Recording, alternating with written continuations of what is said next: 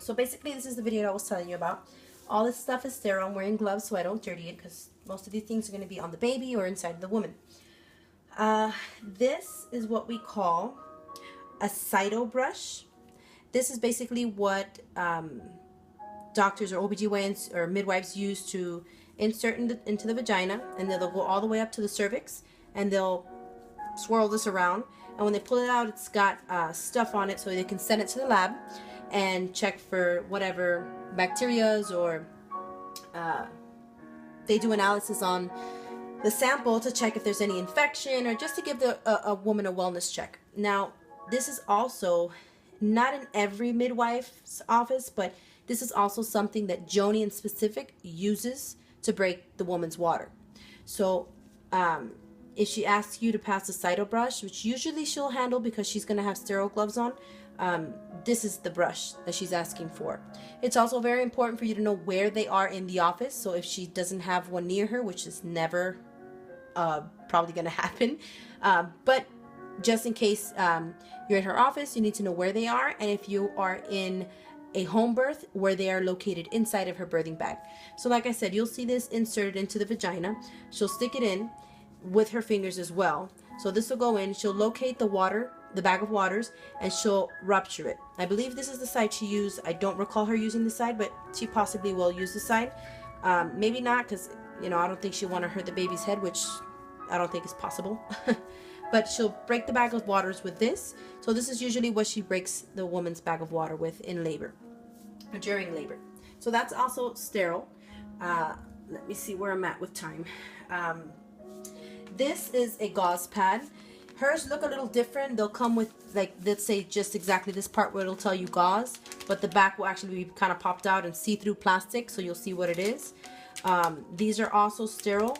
So when she asks you for gauze, you rip open the package, and this is what it looks like. This is gauze. So she'll ask you to pass her the gauze. This sometimes is used when there's too much fluid in the birth canal.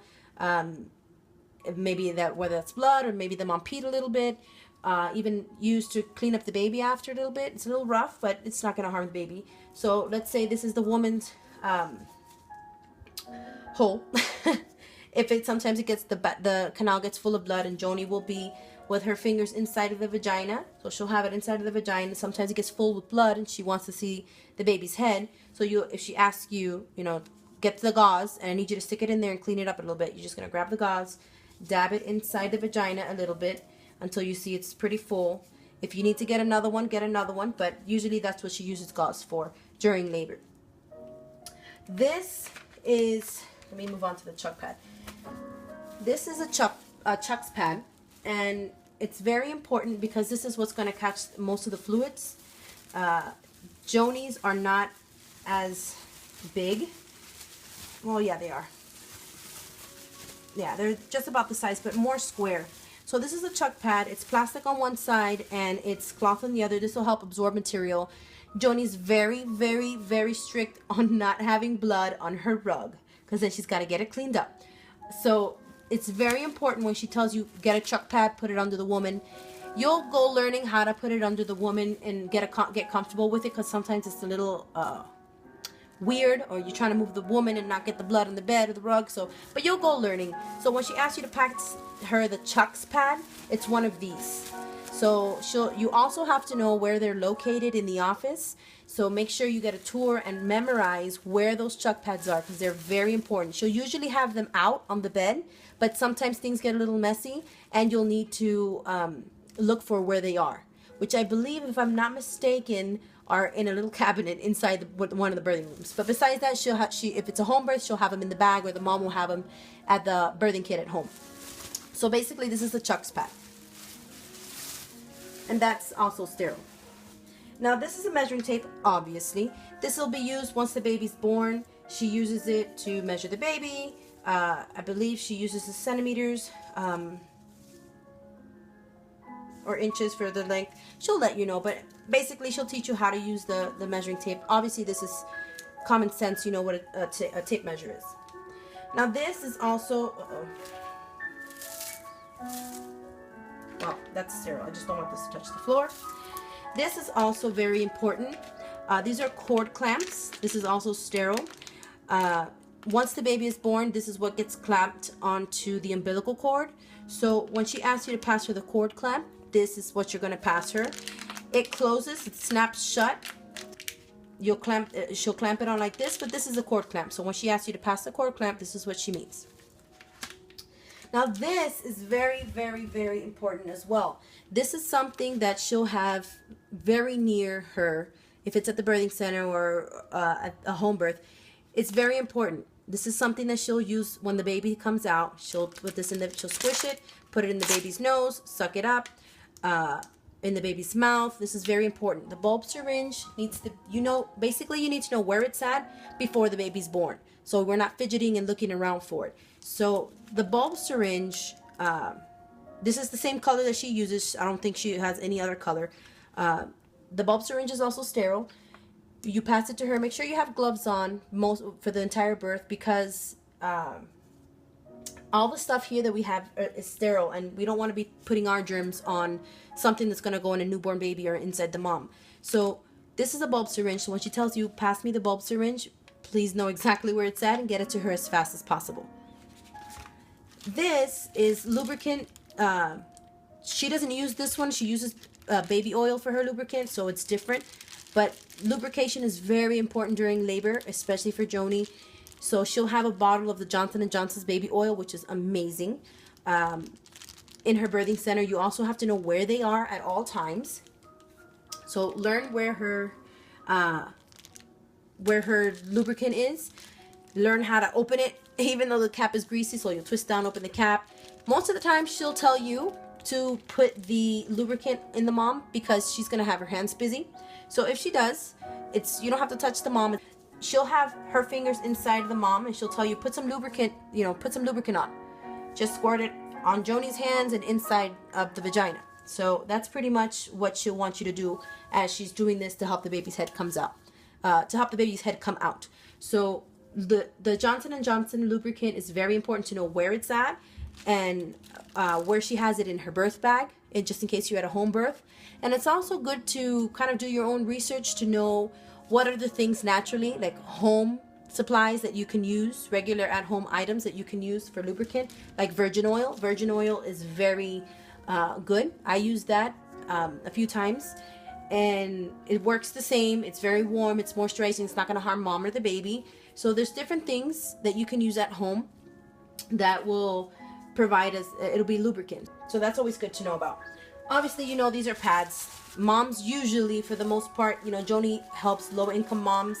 So if you ever see that if there's at the dollar store a bag of pads and you wanted to buy it, donate it to the birthing center, that's awesome. That's always cool. A lot of the moms don't have the ability to buy, these really big heavy-duty pads, or they'll forget, 9 months without having your period, kind of, we get pregnancy brain, we forget. So obviously how to use a pad. I don't have to open it for you, but birthing pads are always going to be used right after birth.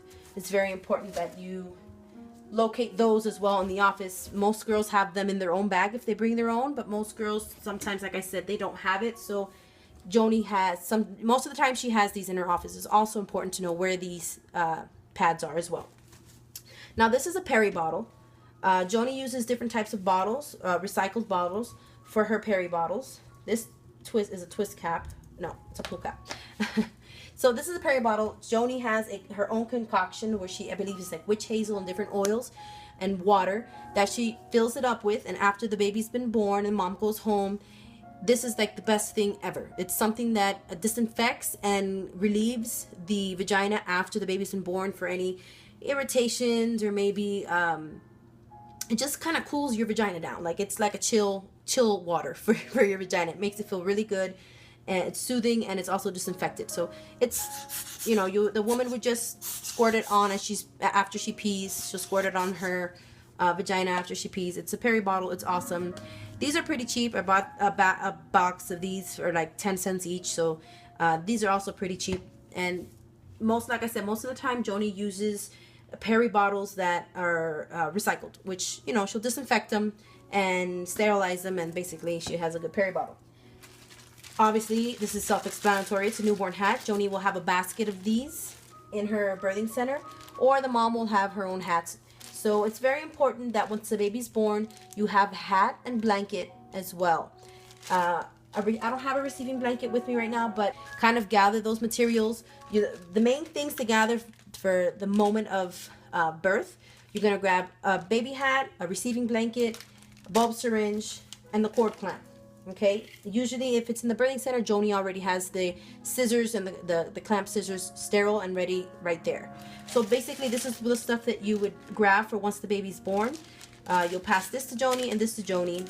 Meanwhile, you can be putting a hat on the baby and throwing the blanket on top of the baby, drying the baby off, rubbing the baby's back, drying the baby's head, their little face very softly, and probably about, I want to say 5 or 10 minutes after, you're going to take that hat off. If you see it, it's very damp, it's got a lot of blood. You're going to take the hat off. Usually get the mom should have brought a hat as well. Get another hat, put it back on the baby, dry. Get another receiving blanket that's dry, nice and warm, and put it around the baby. And that's pretty simple procedures. Just some random things here that you'll see at a birth, at the birthing center. You'll probably get familiar with some other items like the Doppler, the fetal Doppler, where that's at, how to use it, how to turn it on, at least for Joni. The placenta bowl also, which she'll teach you. It's just like a pink, looks almost like it's like a bedpan, but it's pink. She has them there, they're plastic, for the placenta. Other items and stuff that you'll become familiar with in the birthing center. So that's pretty basic as far as, this is like a small birthing kit. So like, just watch the video over and over again. Get yourself accustomed with all the items and all the materials. Watch home births. Pay attention to these items. You know, sometimes the home birth videos on YouTube are edited, so you don't really get to see like the technicality behind after the baby's born. So, but just pay attention for these things. Cord clamps, the scissors that they used to clamp and then cut the umbilical cord, things that were used to break the water, peri bottles, bulb syringes. So just be aware of all those things and how they're being used and when they're being used in the home birth videos on YouTube. So that's pretty much it. That wraps the materials for what you would see at a birth. And I'm going to also be sending you another video of what to do and positions to hold the legs and different words and different meanings for the mom, you know, what you would be doing or what you would hear Joni telling you during a birth. So I hope you like it. I hope I wasn't talking too fast. And I hope that this video is not too long for me to send it in email, because that would suck. So yeah, that's pretty much it. Okay, so basically this is the video that I'm going to explain to you how a woman's foot should be. Most of the time, you don't need to hold a woman's foot if she is squatting, obviously, or in doggy style, which most women are on their arms and knees. During labor, those rock side to side or back and forth. The most important part to remember is that most of the time, almost 100% of the time, when Joni's going to ask you to hold the leg, it's because the woman is going to be on the bed, on the floor, wherever, but she's going to be on her back. So she's going to be, you know, face up, her back towards the bed, laying flat on her back, or even if it's a little, you know, on the wall. Whatever the case, when Joni asks you to hold the leg, put the leg back, that you need to make sure that, number one, I don't show you both my legs because I'm in a little awkward position right now, but anyways, that her legs are a good amount of space open, okay? Her legs shouldn't be one on top of the other, or if you see her kind of like closing her hips or like bringing her knees together, just tell her to relax. It's okay, relax. Just open your legs for your baby. Just remind the mom that everything's going to be okay, and it's, you know, it's a little uncomfortable, but it'll pass. So when Joni tells you hold the leg or flex the foot, what she means is holding the leg like this. So the woman's leg is going to be open, and you're going to flex the leg. Most of the time, you can't put the lady's foot like this, because tendency is when she's pushing, she's going to want to push against you, and her foot's going to go this way. When her foot's like this and her leg is back, it opens up the pelvic bone more in the pelvic area to give the baby some more space to move down. So I usually hold it at the ball of the foot here, not the heel, but the ball. Or sometimes I put my hand flat on the woman's foot so she feels that she can push back and I'll push against it. So you will hold her foot flexed, and that's basically what it means, is flexed in this way, up, okay? So you'll be holding her leg like this. You can also tell her, to hold her own feet, and you could also assist, or you can tell her to put her leg behind her thigh while you tell her to open back, and you can flex her leg as well. But flexing the leg is very important. It is key to helping Joni. She will flip out if you try and hold the leg like this. I've seen people bend the leg this way, you know, in different ways. Flexing is just simple, just like this, you know. So that's what you do when you flex the leg. Like I said, it's very important. Joni will flip out if that's not right. Okay, so the other thing that's important to know is fundal pressure. Fundal pressure is pressure at the top of the belly, basically at the top of the uterus, which, you know, full term or during the whole pregnancy, obviously the woman's uterus is growing and it grows, you know, upward. So the top of the uterus is basically where you're going to apply pressure. So my lopsided belly is this thing right here. So this belly, we're going to pretend it's a mom in labor. When Joni tells you that she needs fundal pressure, it's basically your hand on the top of the belly, just one, and you're going to push down. Just a little bit. You don't have to like smash the baby down or anything. It's a little uncomfortable for the mom anyways. So what you're going to do is you're going to push firmly here, just enough to, you know, get some pressure onto the belly. Just a little bit. What this does is it's going to help the baby come around the curve, which is the pelvic bone. So once the baby curves around the pelvic bone, the baby has nowhere to go but out. And a lot of the moms, they'll stop themselves from doing that. Even if it's a first-time mom, it's an intuitive thing where they're like, if I push a little bit more, I feel like I'm going to crack in half. What fundal pressure does is it helps the baby come under that bone. And basically the rest is history, because once the mom feels that turn and feels the pressure, the amount of pressure that's happening, the baby begins to crown. And like I said, there's no way but out. So a little technique of my own, which I believe works. I don't know if it's right. I never really asked. But most of the moms, when they bear down, they start to push, you'll see the muscles contract. Their belly will get tight as they push. And sometimes Joni will ask you for fundal pressure once the mom has already begun to push. So you'll see her belly, she'll push in like that, and you'll see her belly get tight and round, and then you'll start to push, which is great. You know, you're still doing what Joni's asking you to do. But me personally, I feel that if I can catch it, if I can do fundal pressure right before the mom flexes her belly, I'll have more contact with the uterus, or I guess more with like the baby. I'll feel like it's just more appropriate. I feel like it's more effective, the better word. It's more effective fundal pressure. If I'll catch it right before she tenses her muscles, I'll actually feel the baby's feet or bottom. I'll feel it much better than I would if she had already flexed and tightened her muscles and started the fundal pressure. I'll do the fundal pressure and then she'll push in and she'll bear down, and then I'll feel like I have better and more effective fundal pressure. Because I'll feel the baby, I'll be able to, you know, firmly push down as Joni asks. So whenever she asks you for fundal pressure, you can run this by her. You can ask if you should do fundal pressure right before the mom contracts her muscles or after, or if it matters or not. For me, it felt right. It felt right for me to do fundal pressure at the moment right before she contracts. So fundal pressure, please. Right before she contracts, you push down. So she's going to contract her belly, and what she pushes down. So fundal pressure, you push down, and she contracts, she bears down to push the baby out. To me, it feels effective. That's what works. But fundal pressure is that, essentially placing your hand on the top of the belly, right in the top of the uterus, and pushing down to help the baby come out. You'll maybe hear other words, there's other things maybe that I'm missing out on. I haven't been to a birth in a while, but that's pretty much it. It's pretty much, you go learning more as you spend more time with Joni. There's a lot of things that you can do to be proactive. I know that you guys are going to be a wonderful team.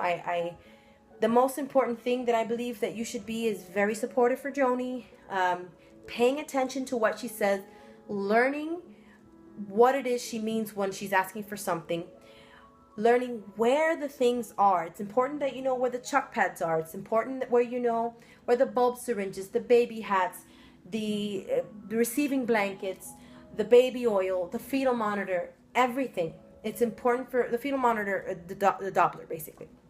It's important for you to know where these things are, because sometimes Joni's hands are in a specific place that she can't get up, and she can't be going out looking for stuff. So the reason for an assistant is so that you can help her reach the tools that she needs and be there physically for when she needs you to hold the leg, fundal pressure, whatever else.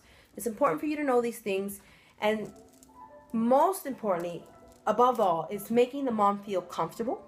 Your job as an assistant is not only to just be there for Joni, it's also to be there for the mom. You may not have had any kids, but a woman's intuition during birth, it's natural. So you'll see the pain in the woman's eyes, and it's natural for you to say, it's okay, mommy, you're doing a good job.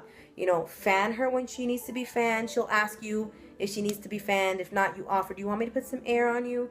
Whatever. You'll go learning the rhythm of each birth. Every woman is different. Every birth is different. But essentially, the tools, it's pretty much the same motion of what's going on. So be there for the mom. Be supportive. Tell her she's doing a good job. When Joni says she's pushing right, reassure the mom you're doing a good job. Another push like that, the baby's gonna be born, or the baby's gonna be closer to being born. You know, reassure the mom at all times. Make sure she's comfortable. Make sure all materials and all the instruments are in place and ready to be grabbed for when they need to be grabbed. Pay attention to what Joni's saying. Learn, watch home birth videos, and keep an eye out for things like fundal pressure and the legs and the instruments being used. Pay attention to all that stuff. I'm not pregnant, by the way. So it's just a blanket. That's just a blanket. And you'll do fine. And yeah, so good luck. And so yeah, watch this video over and over again. All right, good luck.